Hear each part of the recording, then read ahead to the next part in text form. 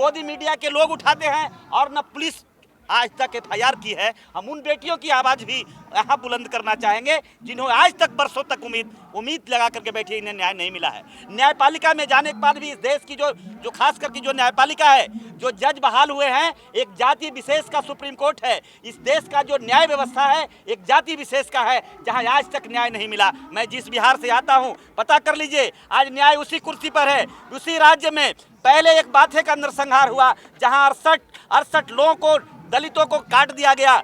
हम आंदोलन चला रहे हैं, हम यहाँ लड़ाई लड़ रहे हैं कि आज देखिए, ये आपका आंदोलन का नतीजा है। ये आपके मीडिया के लोग जो आप संदेश दे रहे हैं, चाहे वो महंगाई पर आप संदेश दिया है, चाहे आपने नोटबंदी पर दिया है, चाहे कॉलेजियम सिस्टम पर दिया है, चाहे प्रोपटेशन पर दिया है, या सरकार के विफलता 2 करोड़ नौकरी देने पर जो संदेश दिया है, जिसका टेलर आ गया है कि हिमाचल और कर्नाटक दोनों में भारतीय जनता पार्टी का सफाया हो गया है। ये आंदोलन का नतीजा है, ये आंदोलन का परिणाम है। और ये आंदोलन यहाँ जो चल रहा है, सरकार कान में तेल डाल कर बैठी है, बड़े आराम से बैठे हैं। आपने देखा होगा, इसी तरह से आंदोलन का आगाज हुआ था।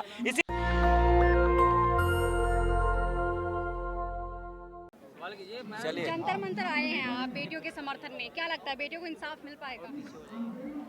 देखिए, हम जंतर मंतर उन बेटियों के लिए भी आए हैं जो हिसार के अंदर दरिंदों के हाथों अपने आप को, राज्य की बात करने लगे आप। मैं बता रहा हूं कि मैं उन बेटियों के लिए भी आया हूं जिन्हें अब तक इंसाफ नहीं मिला है। आज हम जिनके समर्थन में आए हैं, बिल्कुल हम अपने दिल के गहराइयों से ही नहीं, बिल्कुल इनकलाबी संकेत देख रहा हूं सरकार को, क्रांति का संकेत दे रहा हूं, समर्थन का। लेकिन साथ साथ मैं उन बेटियों के लिए भी इंसाफ मांगना चाहता हूं जो हाथरस के अंदर आज भी आशा लगाए बैठी है। आज भी हिसार की बेटी, आज भी कानपुर देहात की बेटी उम्मीद लगाए बैठी है गृह मंत्री से कि गृह मंत्री जी, प्रधानमंत्री जी, आपने नारा दिया था इस देश में, जब सरकार बनाने से पहले, जब कांग्रेस पार्टी के यहाँ सरकार थी, तो आपने कहा था कि इस देश की बेटियां सुरक्षित नहीं है, इस देश की बेटियों को गर्भ में मारा जाता है। बेटी पढ़ाओ।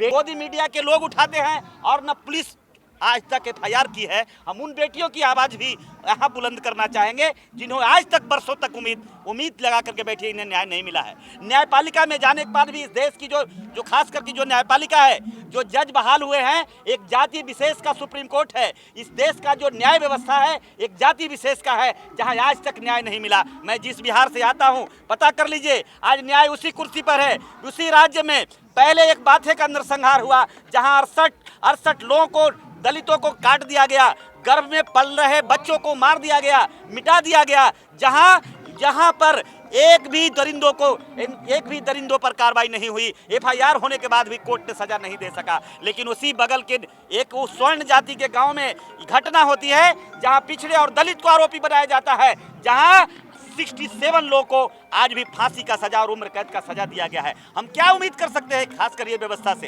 ये सरकार से और ये न्याय व्यवस्था से? हमें दोनों से उम्मीद नहीं है। मैं इतना ही कहूंगा, किसी से उम्मीद ही नहीं है। नहीं, हम आंदोलन चला रहे हैं, हम यहाँ लड़ाई लड़ रहे हैं कि आज देखिए, ये आपका आंदोलन का नतीजा है। ये आपके मीडिया के लोग जो आप संदेश दे रहे हैं, चाहे वो महंगाई पर आप संदेश दिया है, चाहे आपने नोटबंदी पर दिया है, चाहे कॉलेजियम सिस्टम पर दिया है, चाहे प्रोपटेशन पर दिया है, या सरकार के विफलता 2 करोड़ नौकरी देने पर जो संदेश दिया है, जिसका टेलर आ गया है कि हिमाचल और कर्नाटक दोनों में भारतीय जनता पार्टी का सफाया हो गया है। ये आंदोलन का नतीजा है, ये आंदोलन का परिणाम है। और ये आंदोलन यहाँ जो चल रहा है, सरकार कान में तेल डाल कर बैठी है, बड़े आराम से बैठे हैं। आपने देखा होगा, इसी तरह से आंदोलन का आगाज हुआ था। इसी तरह से आंदोलन, सरकार अपना काम कर रही है। सरकार क्या काम कर रही है? नोटबंदी। नहीं, सरकार की नोटबंदी जो कर रही है वो किसके लिए कर रही है, मैं बस जानना चाहता हूँ। इस नोटबंदी से इस देश में किसको लाभ हो रहा है? नोटबंदी तो आपने पिछले 2 साल पहले भी किया था, और नोटबंदी के आपने कहा था कि काला धन भी लाऊंगा,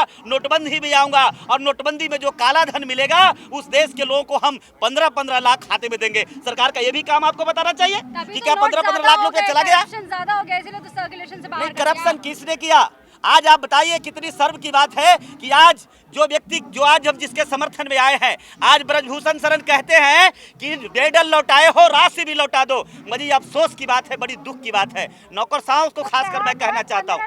और जी, 15 रुपए की मेडल की नाम बात कही जा रही है। ये कितनी चिंता की बात है, कितने दुख की बात है कि बेटियां या जो भी खिलाड़ी है अपने ओलंपिक में खून पसीने से सींचकर देश का गौरव बढ़ाता है, देश का मान सम्मान बढ़ाता है और वो मेडल लेकर के आता है। वो मेडल का तुलना एक पैसे से की जा रही है और लौटाने से किया जा रहा है, सम्मान वापस करने से किया जा रहा है। इससे बड़ी शर्म इस देश में बात क्या हो सकती है?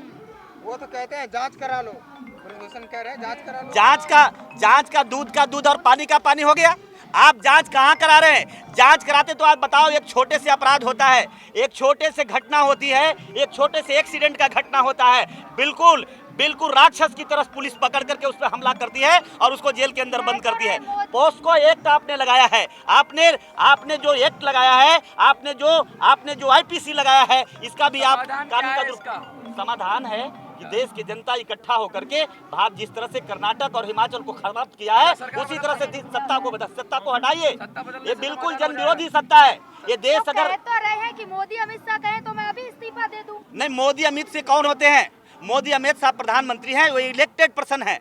भारत की जनता ने आज यहाँ खड़े हैं, आज पूरे देश के सारे संगठन के लोग, पॉलिटिकल पार्टी के लोग, एनजीओ के लोग, समाज सेवी लोग, बुद्धिजीवी लोग, शिक्षाविद लोग आज आकर के इनको समर्थन दे रहे हैं और न्याय मांग रहे हैं। लेकिन कहाँ है आप सुन रहे हैं? किसान आंदोलन, इस मंच से राजनीति हो रही है। नहीं, कैसी राजनीति की बात है? अगर राजनीति हो रही है तो आपने इस आंदोलन की शुरुआत होने से पहले ही इस राजनीति को खत्म कर देना चाहिए था। आप जेल के अंदर बंद कर दीजिए, राजनीति क्यों होगा? नहीं, कितना दिन में आप मुझे बताइए, कितना दिन में आपको कितना समय लगा यहाँ क्या शिक्षा मंत्री को जेल में बंद करने में, यहाँ के सिसोदिया को बंद करने में आपने कितना समय लगाया? आप मुझे बताइए, लालू यादव को जेल में बंद करने में कितना समय आपने लगाया? आप बताइए। नहीं लगाया आपने, बिल्कुल नहीं। सीबीआई के अदालत